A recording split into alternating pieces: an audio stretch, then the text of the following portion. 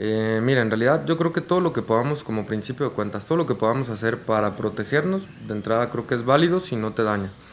En particular las tarjetitas que me platicas, que bien dices, a últimas fechas, el último mes quizá, a partir de diciembre a la fecha se han hecho muy notorias el uso en la población. Esas tarjetitas, para ser honesto, un servidor las conoce más o menos como desde julio del año pasado. Ya están circulando por muchísimas partes del mundo y existen diferentes marcas de ellas. El principio activo o la sustancia con la cual vienen penetradas estas o impregnadas estas tarjetitas es dióxido de cloro, como bien mencionabas. ¿Son útiles? Sí, por supuesto. La verdad es que ya hay varios estudios científicos que avalan el uso del dióxido de cloro como un germicida en general. Para ponerte un poquito en contexto, tendríamos que decir que los bichos, o a los que regularmente llamamos bichos, vienen divididos, por así decirlo, en bacterias, virus, hongos y parásitos. Son todos los patógenos que nosotros nos pueden infectar en algún momento o infestar, dependiendo del patógeno que sea. El dióxido de cloro es tan potente que de hecho ha demostrado que mata a cualquiera de esos cuatro. Entonces se ha demostrado que es un multipatógeno. Y ese es el principio bajo el cual trabajan estas tarjetas. En el interior de la tarjeta tienen un forro regularmente de plástico, de una aleación de un papel plastificado, en el cual tú puedes observar que tienen algunos poros para hacerlas más o menos transpirables. Y en el interior tienen ya sea un cojinete o una porción de tela porosa o una porción de algodón en la cual viene impregnado el dióxido de cloro. Por los orificios se alcanza a liberar. El dióxido de cloro es una molécula, como su nombre lo dice, que tiene dos dióxido, por eso se llama dióxido, tiene dos moléculas de oxígeno y una de cloro. Es un gas, para ser más precisos en cuanto a una formulación química, y al ser un gas es volátil, como cualquier gas, como el oxígeno, como el gas butano con el que cocinamos, como cualquier gas. Entonces, si tú la dejas al aire libre, es un gas que se va a estar propagando o que se va a estar irradiando en relación al punto de origen. En este caso, el punto de origen es la tarjetita. Si la tarjeta viene completamente sellada, como cuando es nueva, que de hecho le tienes que quitar una pequeña lámina de plástico que la recubre, pues obviamente no tiene ningún efecto. En el momento en el que la liberas, se empieza a liberar el gas. Y sabemos desde hace mucho tiempo que el oxígeno es tóxico para los patógenos. El oxígeno, los patógenos, el que me digas, no se llevan bien con el oxígeno. Te voy a poner un ejemplo, igual hablando de moléculas, de lo que es el agua oxigenada, súper conocida desde hace años y años, que se usa en la medicina para curar heridas, o sea, para limpiar heridas. Entonces, el agua oxigenada no es otra cosa más que agua con una molécula más de oxígeno. La molécula tradicional de agua es H2O, dos iones de hidrógeno por uno de oxígeno. El agua oxigenada son H2O2, es una molécula más de oxígeno. Entonces, este dióxido de cloro del que me hablas, la verdad es que existen evidencia histórica del uso desde hace aproximadamente unos 13 años. En la Unión Europea, en el año 2011, se autorizó el uso de dióxido de cloro como un patógeno, como un destructor de patógenos, vamos a llamarlo de esta manera, y se autorizó para su uso experimental en posteriores análisis, metaanálisis y cualquier avance científico que pudiera llevar a la fabricación de un medicamento o de una sustancia activa que demostrara utilidad contra patógenos. Ese es el principio bajo el cual trabajan las tarjetas, tienen dióxido de cloro. El principio es muy sencillo, al ser un gas se volatiliza y te genera, vamos a llamarlo de una manera, una especie de halo en el cual cualquier patógeno, llámese el coronavirus, llámese las bacterias que andan flotando siempre en el aire, el patógeno que tú me digas va a ser eliminado por ese gas al tener un componente de hiperoxidación. El mecanismo por el cual trabaja es debido a oxidación. En estos tiempos de pandemia es cuando más se están utilizando estas tarjetas de dióxido de cloro. Sin embargo, pues no quiere decir que ya yo traigo mi tarjeta, me va a proteger al 100%, asisto a lugares aglomerados, ando sin cubrebocas y demás. Todo esto conlleva también de tener cuidados, ¿no? Es correcto, sí, no. De hecho, esta medida de utilizar las tarjetas viene a reforzar lo que ya se conoce. Te voy a proporcionar unos datos muy interesantes que recién salieron. Al inicio de la pandemia se creían muchas cosas. Recordemos que estamos enfrentando una enfermedad nueva. al día de hoy, prácticamente un año y un mes después del origen de esta pandemia, no olvidemos que la pandemia nace en China a finales de diciembre, prácticamente el 28-29 de diciembre del año 2019. Ya llevamos más de un año en pandemia. En México los primeros casos llegan hasta marzo del 2020. Entonces ya tenemos más de un año peleando contra esto y ya se sabe más de lo que se sabía al principio, no todo. La mala noticia es que al momento no hay un tratamiento efectivo. La buena noticia es que ya se va conociendo la dinámica del virus, las características del virus, cómo se transmite de mejor o de peor manera. Al principio decían que si una persona tosía en una superficie metálica, plástica, de madera, el virus se quedaba ahí hasta por 9 días y pasaba alguien más, tocaba ese barandal, esa superficie, se llevaba la mano a la boca y se infectaba. Ahora sabemos que ese mecanismo de transmisión es muy escaso. El mecanismo predominante bajo el cual te tienes que seguir cuidando es el hecho del contacto directo con las personas. Es por eso que la sana distancia es vital. Aunque tú estuvieras en contacto con una persona infectada, si tú consideras el usar tu cubrebocas, la otra persona está usando el cubrebocas y tienen una distancia adecuada, tu probabilidad de contagio es menor al 1%. Si a eso le agregas las tarjetas que están utilizando, prácticamente se vuelve nulo. Entonces, no viene a suplantar, como bien señalas, hay que insistir mucho en eso, no viene a suplantar las demás medidas. Te tienes que seguir lavando las manos, te tienes que seguir utilizando el cubrebocas y tienes que seguir teniendo una distancia social o sana distancia, como se le ha venido llamando. Eso no hay que dejarlo de hacer y hay que seguir teniendo las debidas precauciones. Otra mala noticia es que el virus ya está mutando. En los países que ya empezaron la vacunación, principalmente Europa, Canadá, Estados Unidos y México, México de hecho, a pesar de tantas críticas que existen al gobierno, la verdad es que el esfuerzo que se está haciendo para conseguir vacunas, el mundo entero se está peleando con las vacunas y México es de los primeros países, hay que decirlo.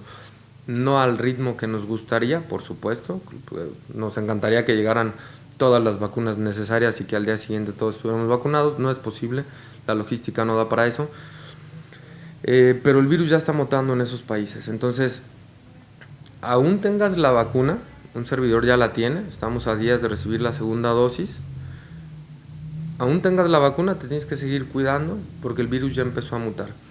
Esta información la verdad es que es bastante conocida por el medio científico, pero de repente a la población no le queda muy claro. No quiero ser traidor de malas noticias, pero el COVID se va a quedar para siempre. Eso dalo por hecho. El COVID se va a quedar como la influenza se quedó desde hace 11 años y nosotros fuimos quien empezó con esa endemia en esa ocasión. No llegó a ser una pandemia de tales dimensiones, se controló bastante bien en esa oportunidad por características del virus, por un trabajo oportuno de las autoridades en ese momento, por muchísimas cosas. Pero ¿qué crees? El COVID llegó para quedarse. Tenemos que aprender a vivir y a cuidarnos bajo esa circunstancia y lo que seguramente va a suceder es que en el camino la vacuna contra COVID va a evolucionar, no me queda la menor duda. Seguramente en los años venideros te vas a tener que aplicar algún refuerzo para las variantes y mutantes que vaya teniendo el virus. Se ha demostrado, y esto por investigadores científicos mexicanos y anglosajones que vienen de Harvard, de Oxford, de universidades muy respetables, que esta mutación no le genera ni mayor virulencia ni mayor patogenicidad. ¿Qué significa esto? Ni se transmite más rápido, ni es más letal. Es igual, pero a final de cuentas es una mutación. La vacuna o las vacunas que se están creando, que son alrededor de 4 o 5 por todo el mundo por diferentes empresas, están diseñadas contra la primera cepa de COVID, no contra esta mutación. Entonces, aunque tengas la vacunación de COVID, te tienes que seguir cuidando porque te puede dar COVID por esa nueva cepa. El origen de esa nueva cepa es el Reino Unido, Inglaterra. Se le llamó cepa inglesa por esa situación, pero no lo dudes que conforme siga pasando el tiempo va a seguir habiendo mutaciones. Así como en la primera, para hacer un poquito de recuento y la historia que va a suceder con este virus seguramente, la primera vacuna contra la influenza en México en el año 2009-2010 se llamaba H1N1, que era la variante del virus de la influenza. Posteriormente empezaron a variar y después la segunda ya era H3N5, H7N4 y para el día de hoy hemos tenido como 7 u 8 vacunas diferentes. Es más, cada año la vacuna se modifica. A ti te dicen que te ponen el refuerzo de la influenza, pero la vacuna no es la misma a la que te pusieron el año pasado. Y esa es la importancia de seguir con tus refuerzos. Por eso hasta cierto punto tenemos controlada los casos de influenza. Y digo hasta cierto punto porque se siguen presentando. De hecho, hay pacientes, imagínate lo trágico que llega a ser, acercándose la fecha fría del año, desde los meses de noviembre y diciembre, hay pacientes que les llegó a dar conjuntamente influenza COVID. Y todavía hay algunos pacientes que les llegó a dar influenza, COVID y dengue. A los pobres les iba súper mal, porque entonces no sabías qué atacar. Por fortuna, dos de esas enfermedades son virales y el sustento es más o menos el mismo. Pero tenemos que seguir alerta. El COVID llegó para quedarse, nos guste o no nos guste. El control de la pandemia no va a ser tan sencillo como se pensó desde el principio. A título entre cuates te platicaría, la primera vez que dijeron que nos íbamos a aislamiento fue el 18 de marzo, perdón, el 16 de marzo del año pasado.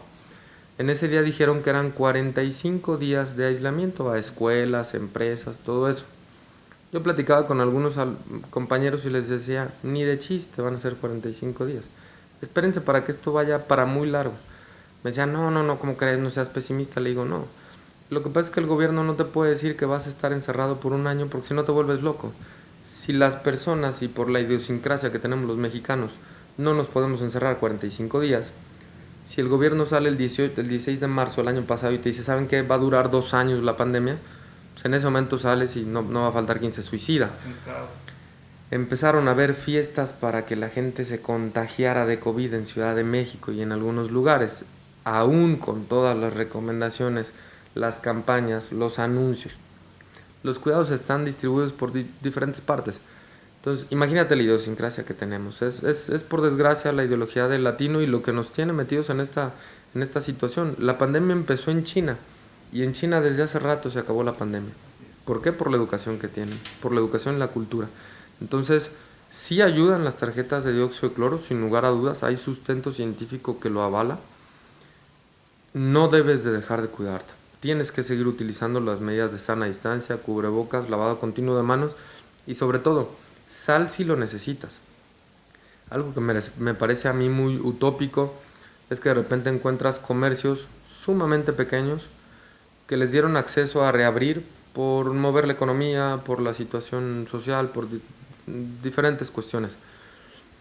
Y un servidor cuando de repente intenta ir a la unidad deportiva, te la encuentra cerrada desde el año pasado. Un espacio abierto al aire libre que tiene seguramente hectáreas de metros cuadrados. Y de repente yo me paro en la puerta y digo, ¿es en serio? O sea, la unidad deportiva cerrada, pero un restaurante, bar, no voy a decir, ni siquiera me sé los nombres, que tiene 10 metros cuadrados de espacio, ese sí le permiten estar abierto.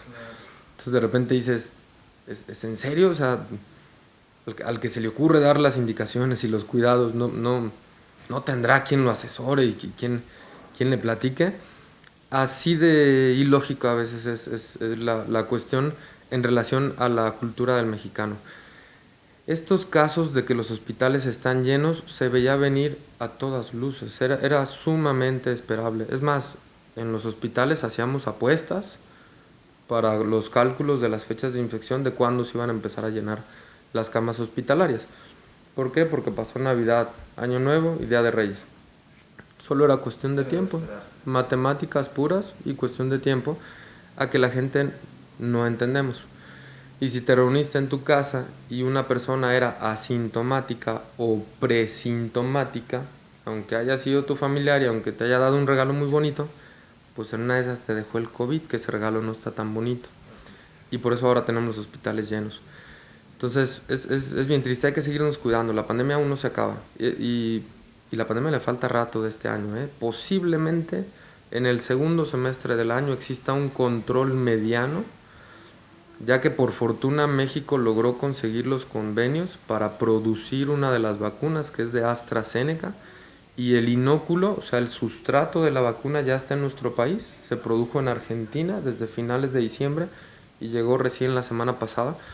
Esperaríamos que las primeras dosis estén producidas para finales de marzo, principios de abril, y el convenio radica en que los primeros 40 millones de dosis se queden en nuestro país. Para ese momento y para cuando se logren vacunar, porque bueno, van a estar disponibles a principios de abril. Distribúyelas en el país, se empieza a vacunar. La logística es sumamente compleja, no nada más es decir, ya sacaron la foto del avión que llegó con las vacunas y ya se acabó el COVID. No, falta tiempo. Posiblemente segundo semestre del año podamos estar ligeramente más controlados en cuanto a ocupación hospitalaria. Pues agradecerle, doctor, importante la información que nos hace llegar y estaremos, por supuesto, pendientes para más información que nos pueda proporcionar y no queda más que seguirnos cuidando. Seguirnos cuidando, Sergio, muchas gracias por la confianza y por supuesto ojalá sea de mucho valor esta información para toda la comunidad porque es algo que nos atañe a todos. El cuidarnos es un eslogan barato, se puede decir, pero te cuidas tú, me cuido yo. Así funciona esto.